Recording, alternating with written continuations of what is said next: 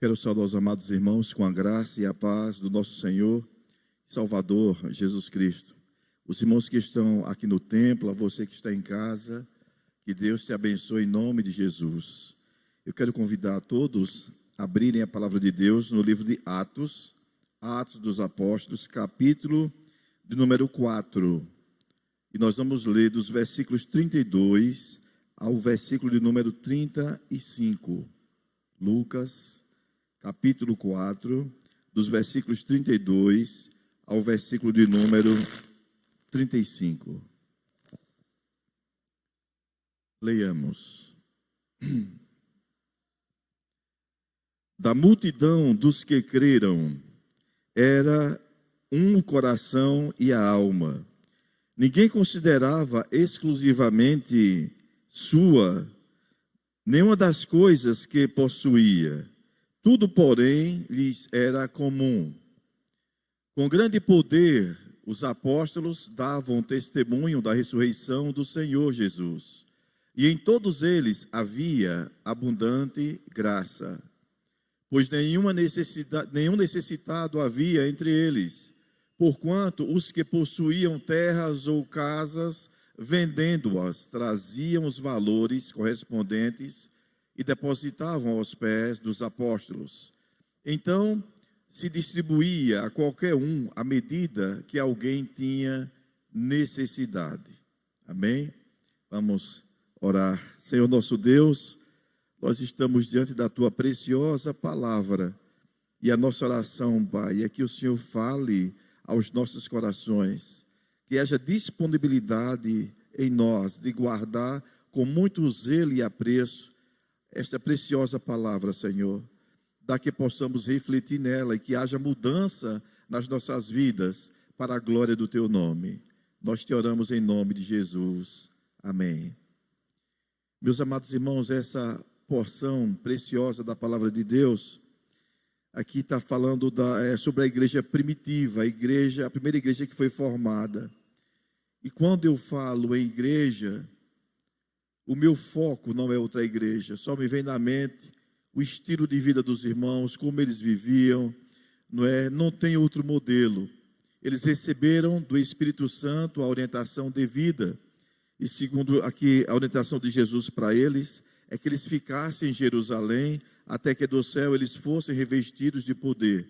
Aconteceu Pentecostes, eles receberam autoridade da parte do Senhor, e a partir desse momento a igreja começou a crescer debaixo da orientação do Senhor.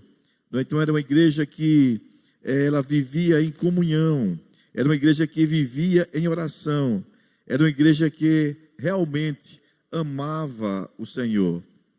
E nessa porção preciosa que nós acabamos de ler, traz algo muito importante e que serve de exemplo para a nossa vida. Então eu quero compartilhar com os irmãos hoje, eu quero trazer aqui um tema para os irmãos, a igreja que fomos chamados a ser. O Senhor nos chamou para ser uma igreja. Que igreja é que nós fomos chamados a ser? Nesse primeiro versículo que nós lemos, versículo 32, diz que da multidão dos que creram, era o coração e a alma. Então, nós podemos dizer que essa igreja aqui, irmãos, era uma igreja que tinha unidade, coração e alma. É tão simples para muita gente falar sobre unidade de coração e alma. Um detalhe interessante, não é alma e coração. Aqui está falando sobre coração e alma. Quando eu falo em coração na Bíblia, o que vem na minha mente é cerne, é espírito. Um espírito cheio de Deus, ilumina uma mente que necessita de orientação. Então havia unidade entre coração e alma. Essa igreja era cheia do Senhor. O Espírito de Deus habitava dentro daqueles irmãos. Era uma igreja viva, era uma igreja que tinha prazer em servir, E como o texto diz, eles viviam como coração e alma. Havia unidade entre aqueles irmãos. Havia um amor diferenciado.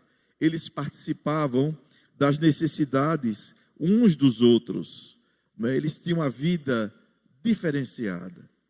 Então, quando eu oro a Deus, eu digo: Senhor, por amor do teu nome, me ensine para que eu possa ter essa vida de coração e alma em unidade diante do Senhor. Um coração que tenha prazer de guardar a palavra de Deus, né? Um coração que guarda não simplesmente por necessidade, mas um coração que guarda por amor. Guardar a palavra de Deus, meus irmãos, é motivo de muita gratidão. Essa palavra é muito preciosa e nós guardamos com amor. E ela foi feita para ser guardada e colocada no mais profundo do nosso ser. O nosso espírito precisa estar alimentado. E o melhor alimento para o nosso espírito é a palavra de Deus. E quando o nosso coração está cheio de palavra, nós queremos que o Espírito Santo do Senhor, Ele nos enche, Ele nos ensina, não é? Nós fazemos a nossa parte, né, de guardar no coração, de meditar e refletir, e o Espírito Santo dá vida naquilo que nós estamos guardando dentro do nosso coração.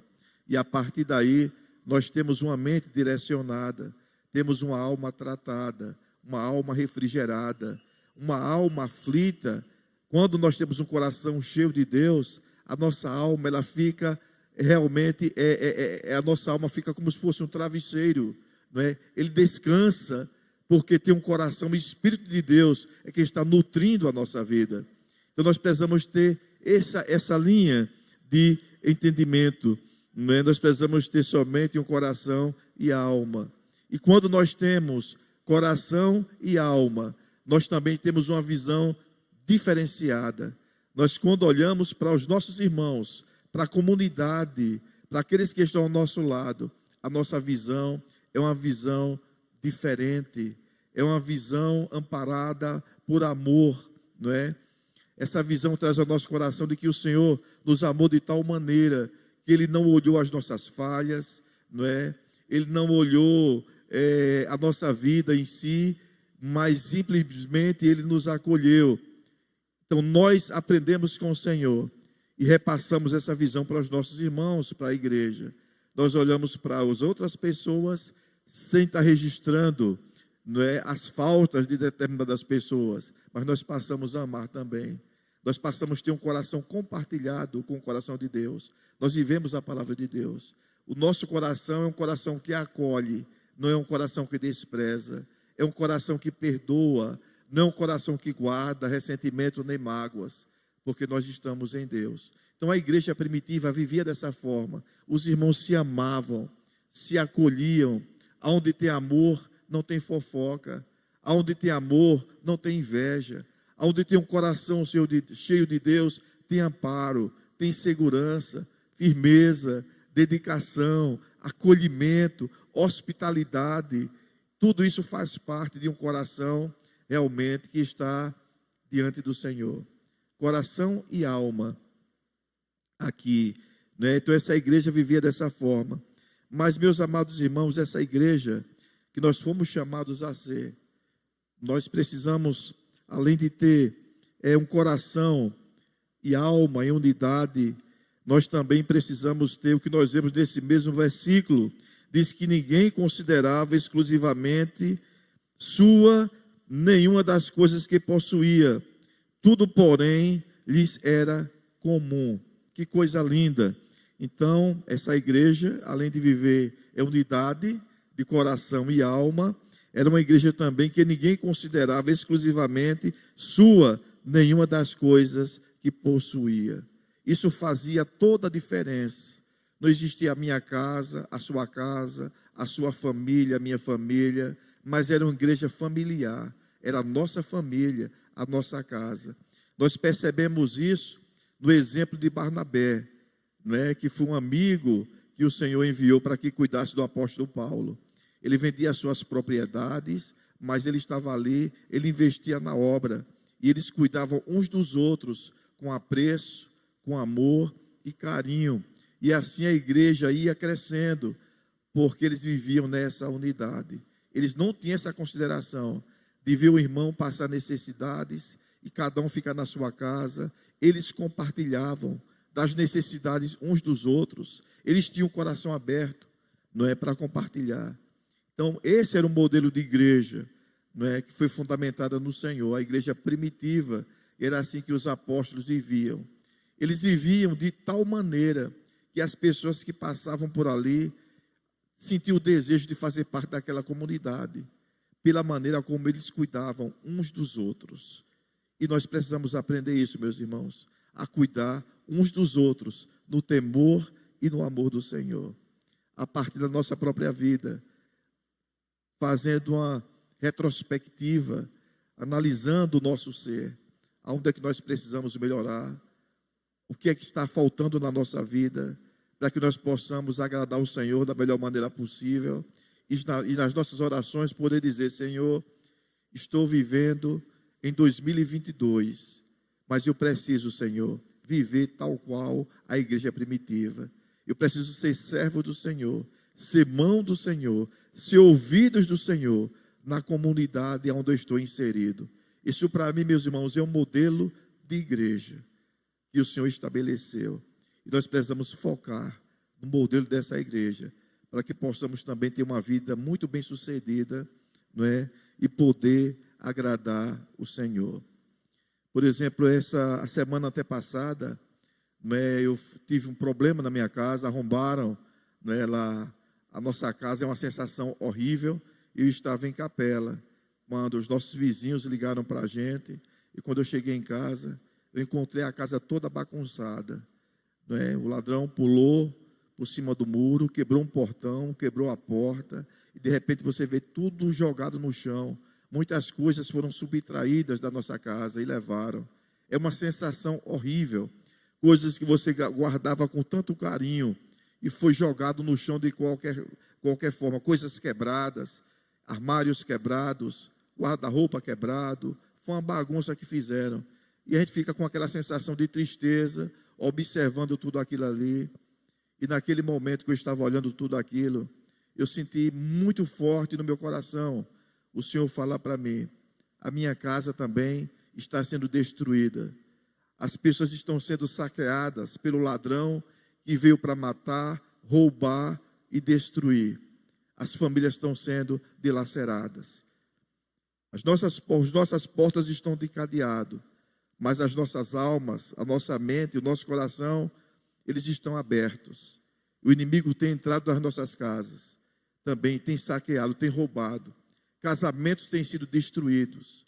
Filhos órfãos com pais vivos. Filhos que têm outros amigos, mas não têm o seu pai como amigo. Meninas que não têm a sua mãe como companheira, que não vê exemplo na sua casa e têm vivido uma vida terrível. Meus irmãos, isso também é uma casa saqueada.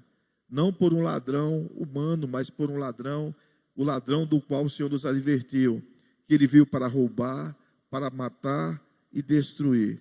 É lamentável ver o que tem acontecido com os nossos jovens e com os nossos adolescentes. E com a humanidade em geral, que não tem vivido essa unidade de coração e alma. Seria muito bom que os pais com seus filhos tivessem essa unidade de coração e alma, mas estão totalmente desalinhados, porque com a visão que o filho tem do pai, com a visão que o pai tem do filho, geralmente, conversando com alguns jovens e alguns adolescentes, a visão que eles têm, que eles deixam passar: não, o meu pai está ultrapassado. E quem está atualizado? Essa sociedade, o que eles têm ouvido por aí. Então, o que está na mentalidade é isso. Isso é algo retrógrado. Não, vamos avançar, vamos para frente. Gente, os valores não mudaram. Os valores são os mesmos. As formas mudaram, mas os valores permanecem. Então, o respeito não pode sair da nossa casa. Precisamos ter um bom relacionamento com o nosso cônjuge, com os nossos filhos, os filhos com os pais. Porque a falta disso está permitindo que o ladrão esteja bagunçando o coração das crianças, esteja bagunçando o coração dos filhos. Os pais não se apercebem, mas eles estão destruindo. Como eu ouvi da minha vizinha: vizinho, eu nem percebi, eu pensei que era um amigo de vocês, Porque quando eles saíram da casa com tantas coisas, ele disse: e aí, vizinha, tudo bem? Era o ladrão. E aí, vizinha, beleza? Tudo jóia? Quando ele fez isso, eu digo: deve ser amigo do vizinho. Mas não era, estava levando tudo. Eu quero dizer para vocês que o inimigo que vem para matar, roubar e destruir, ele também se apresenta na sua casa, na vida dos seus filhos. São colegas que aparecem dando um de amigo. O diabo, quando chega para destruir, ele vem disfarçado de amigo, daquele que quer o seu bem, mas ele deixa uma miséria na sua casa. Estou falando de casa espiritual, já não estou falando de casa física, estou falando de casa espiritual. Então, meus irmãos, peça muita sabedoria a Deus. Senhor, me dê discernimento para que eu possa ver.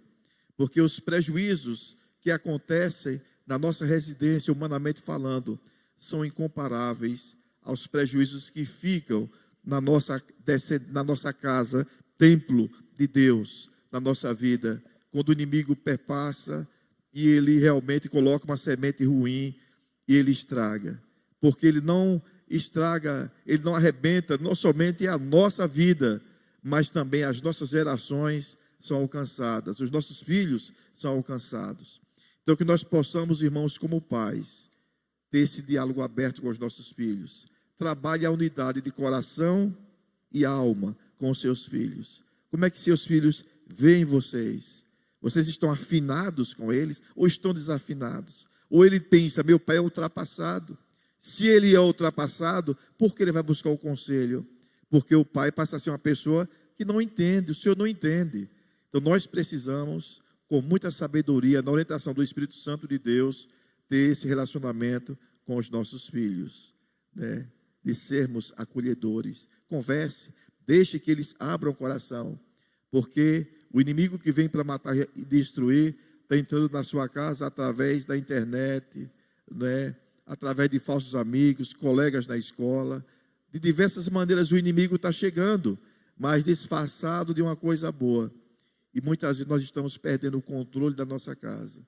Mas a palavra de Deus nos diz, buscando o modelo da igreja primitiva, nós precisamos ter coração e alma em unidade.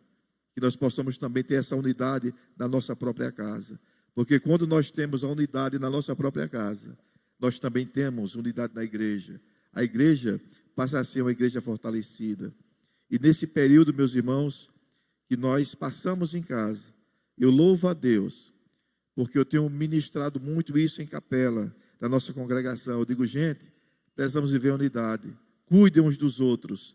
Se alguém precisar, chegue junto. Nós somos pouco, mas nós podemos compartilhar em todas as áreas. Não somente o alimento. Compartilhar o alimento é muito fácil, mas precisamos compartilhar as nossas necessidades. Nós temos necessidades emocionais, espirituais, físicas, e nós precisamos compartilhar, mas compartilhar na fonte certa. Cuidem uns dos outros. Nós temos compartilhado muito sobre isso. E eu louvo a Deus, porque a igreja está se mobilizando. E eu tenho percebido que uns têm cuidado uns dos outros. Eles percebem a necessidade e chegam junto. Eu digo que isso é de suma importância. Assim é a unidade da igreja. E para a glória de Deus, aquilo que a gente está ensinando lá, eu tive a honra de poder receber. Eu me senti muito amado através da igreja, porque num momento muito difícil, eu fui amparado. Muitos irmãos, quase todos, muitos irmãos daqui da igreja, alguns foram em casa, outros me ligaram: meu irmão, estamos juntos, o que precisar a gente está aqui.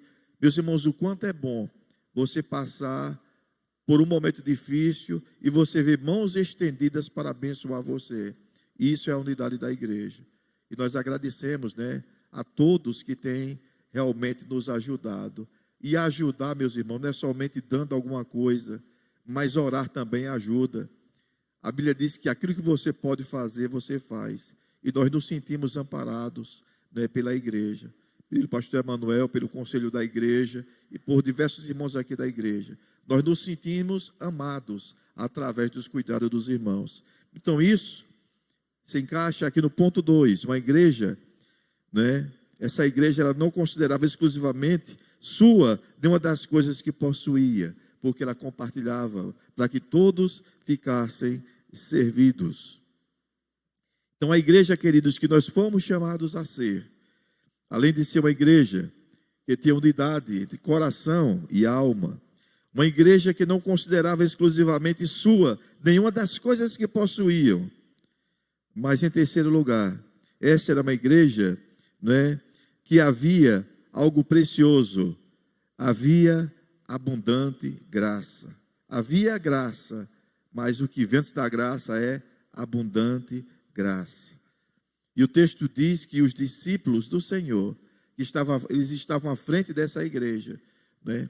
Eles estavam cheios do Espírito Santo. O versículo 33 diz: com grande poder os apóstolos davam testemunho da ressurreição de Jesus. O Senhor estava neles, a presença de Deus habitava neles. Então, uma igreja que não tem o Senhor, né, no centro, ela não é igreja, ela não é corpo de Cristo, né? E dentro daquela comunidade havia abundante graça. É de suma importância a gente parar para meditar. Nós temos abundante graça dentro do nosso coração. Meus irmãos, quem tem abundante graça no coração, entende que essa graça, o termo já diz graça. Eu não comprei, eu não fiz nada para ter, mas simplesmente eu recebi sem mérito nenhum. Então, quando nós temos abundante graça, pessoas se aproximam de nós, também sem merecer, sem ter mérito nenhum.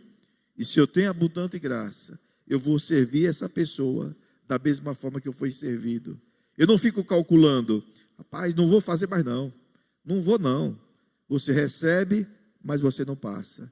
Então, abundante graça faz você servir. E quanto mais você serve, mais cheio você fica. Então, essa igreja ela tinha essas qualidades. Eles viviam isso entre eles, essa preciosidade. Por isso era uma igreja ativa, era uma igreja viva, era uma igreja onde os irmãos se amavam, era uma igreja que havia um só coração. Eles compartilhavam entre eles, eles não tinham medo de compartilhar suas necessidades, porque todos se serviam, e o desejo de um era ver o outro melhor. O problema de um era o problema de todos, a alegria de um era a alegria de todos. Esse é o modelo da igreja primitiva, é a igreja que nós fomos chamados a ser. Precisamos galgar. Estamos sendo essa igreja? Não. Então não devemos parar. Vamos galgar, buscar essa posição. Senhor, eu preciso ser essa igreja. Que o Senhor use a minha vida, as minhas mãos e os meus dons, para que eu possa servir e glorificar o teu nome. Porque, meus irmãos, o dom que está em você, ele não serve para você. É interessante isso. O dom que está em você vai servir para outra pessoa. O dom que está na outra pessoa vai servir para você. É muito importante a gente entender essas coisas, né? Deus, o Senhor já fez dessa forma, para que nós tivéssemos uma vida compartilhada, uma vida de comunhão.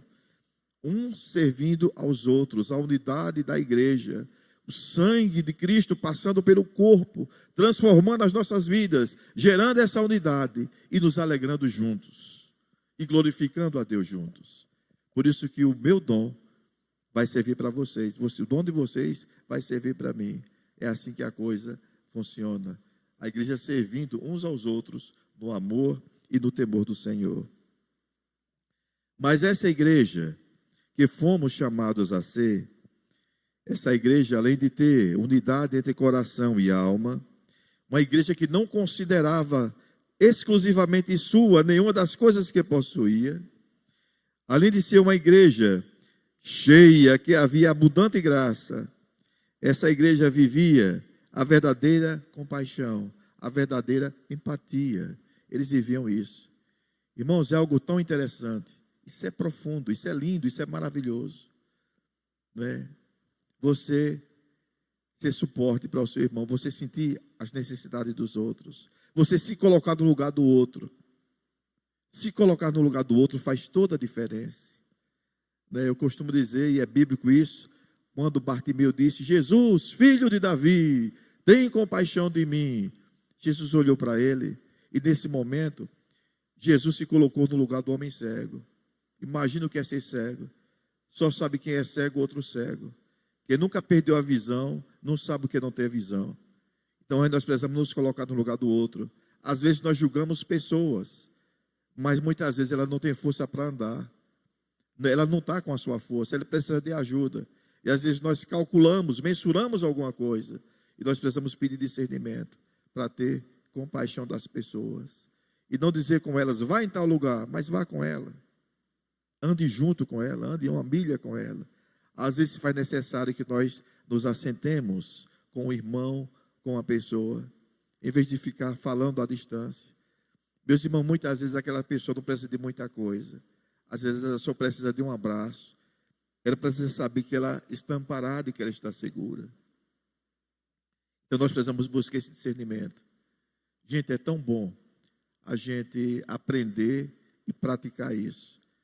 Nós vivemos numa geração em que as pessoas, elas têm a mente muito cheia de Bíblia. Tem pessoas que têm a mente toda decorada. Mandam os versículos toda hora, leiam no zap, Deus abençoe, Deus está no controle, e é muita coisa que mandam. Mas nós estamos distantes da praticidade da palavra de Deus. Praticar a Bíblia não é falar a Bíblia. A praticidade é viver a palavra de Deus. Né? Eu já vi situações assim, da pessoa passar por uma situação e o outro manda uma mensagem: fulano, não se preocupe, Deus está no controle de todas as coisas, Deus te abençoe, eu vou orar por você. Aí coloca as mãozinhas. Eu já vi situações, na mesma semana, a pessoa passar por uma situação muito parecida, e essa pessoa entra em desespero, entra em aflição, e ela está vivendo a mesma coisa que o outro viveu, mas o comportamento dela passa a ser totalmente diferente, porque uma coisa é dizer, Deus te abençoe, Deus está no controle, passe por aquilo que o outro está passando, qual o seu comportamento? Então nós precisamos aprender a viver a dor, a sentir, andar junto.